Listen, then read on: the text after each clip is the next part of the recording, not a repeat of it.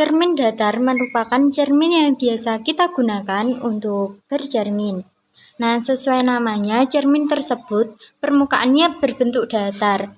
Bayangan hasil pemantulan pada cermin datar bersifat maya, tegak, dan sama dengan benda aslinya. Tinggi dan jarak bayangan terhadap cermin sama dengan tinggi dan jarak benda terhadap cermin.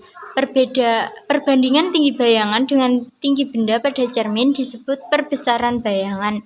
Nah, perbesaran bayangan itu dapat dirumuskan dengan rumus M sama dengan H aksen per H sama dengan S aksen per S sama dengan 1. Dengan keterangan M merupakan perbesaran bayangan, H aksen merupakan tinggi bayangan, H adalah tinggi benda, S aksen adalah jarak bayangan ke cermin, dan S merupakan jarak benda ke cermin. Persamaan di atas memberikan arti bahwa tinggi bayangan sama dengan tinggi benda dan jarak benda ke cermin sama dengan jarak bayangan ke cermin. Nah, apabila sebuah benda berada di depan dua cermin yang membentuk sudut theta satu sama lain, maka akan terbentuk sejumlah bayangan.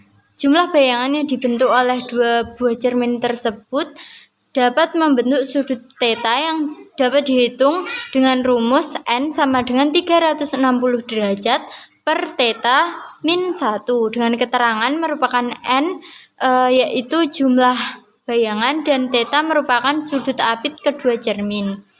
Untuk penerapan cermin datar dapat digunakan pada pembuatan teropong prisma, pembuatan periskop, dan digunakan pada pembangkit surya atau pemanas air energi surya.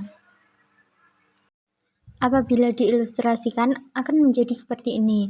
Nah, pada cermin datar, semakin jauh jarak benda dari cermin, bayangan terlihat kabur atau tidak terlalu jelas. Sebaliknya, jika jarak benda ke cermin semakin dekat, maka bayangan semakin jelas. Sinar datang akan dipantulkan dengan besar sudut pantul sama dengan sudut datang. Sinar yang datang akan dipantulkan dengan besar sudut pantul sama dengan sudut datang. Nah, sinar yang datang tegak lurus cermin akan dipantulkan tegak lurus pula.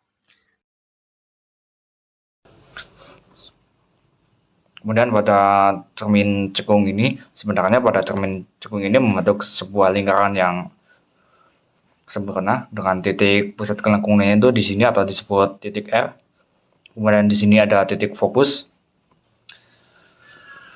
Pada titik R ini atau titik pusat kelengkungan ini, besarnya benda dan bayangan itu sama ya. Kemudian kita coba ukur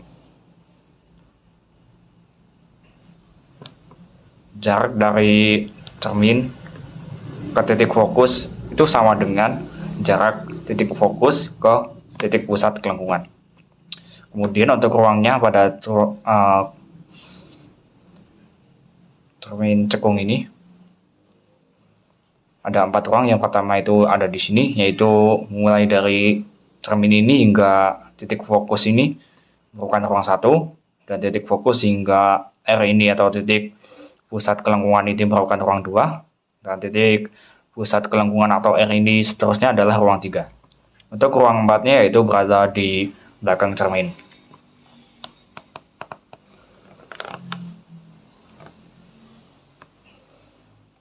Untuk menghasilkan suatu bayangan pada cermin cekung ini bisa didapat dari 3 sinar. Yang pertama yaitu sinar yang sejajar dengan sumbu utama, yaitu ini dipantulkan akan hasil pemantulannya akan mengenai ini titik fokus. Kemudian yang kedua yaitu sinar dari benda ini akan mengenai titik fokus terlebih dahulu, kemudian dipantulkan akan menghasilkan pantulan yang sejajar dengan sumbu utama. Kemudian untuk sinar yang ketiga yaitu sinar yang dipantulkan pada cermin pada titik ini, adanya sumbu utama ini akan menghasilkan sudut yang sama besar terhadap sumbu utama ini. Lanjut ke hasil bayangan. Pada ruang 1, bayangannya itu terdapat pada ruang 4 dengan sifat itu maya, tegak, dan diperbesar. Kemudian jika digeser ke ruang 2, bayangan yang dihasilkan itu terdapat pada ruang 3 dan bersifat nyata, terbalik, dan diperbesar. Kemudian untuk bendanya di ruang 3, bayangan yang dihasilkan itu pada ruang 2 dengan sifat nyata, terbalik, dan diperkecil. Kemudian lanjut ke rumus cermin cekung. Untuk rumus cermin cekung itu sama dengan cermin cembung, yaitu 1/F sama dengan 1/S ditambah 1/S aksen, di mana F sama dengan R/2. Untuk perbesaran bayangan bendanya atau M, yaitu nilai mutlak dari S aksen per S sama dengan H aksen per H. Begitu. Cermin cembung memiliki titik fokus dan titik pusat kelengkungan di belakang cermin.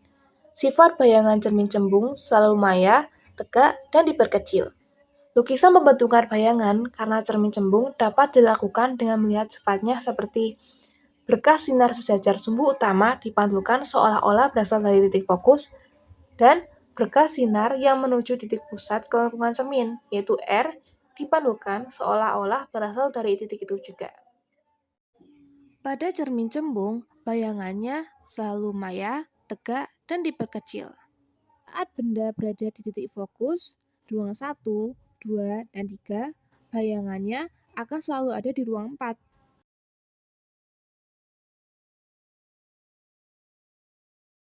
Pada cermin cembung, berlaku 1/F sama dengan 1/S ditambah 1/S aksen. F sama dengan R/2 dan M dalam mutlak S aksen per S sama dengan H aksen per H. F adalah jarak fokus cermin, R besar merupakan jari-jari cermin, S yaitu jarak benda, S aksen merupakan jarak bayangan, H tinggi benda, H aksen tinggi bayangan, dan M besar merupakan perbesaran bayangan pada benda. Pemanfaatan cermin cembung dalam kehidupan sehari-hari yang paling sering dijumpai adalah spion kendaraan.